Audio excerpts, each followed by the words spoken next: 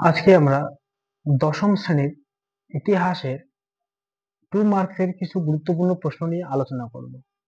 তো চলো আসি, প্রথম চ্যাপ্টার দেখি ইতিহাসের ধারণা।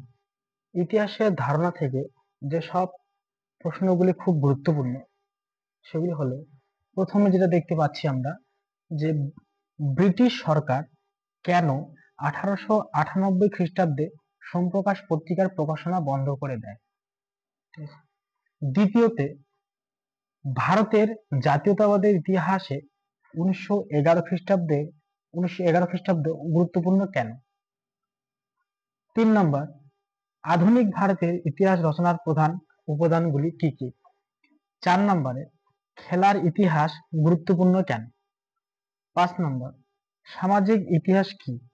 6 নম্বর, ইতিহাসের উপাদান রূপে সংবাদপত্র গুরুত্বপূর্ণ কেন।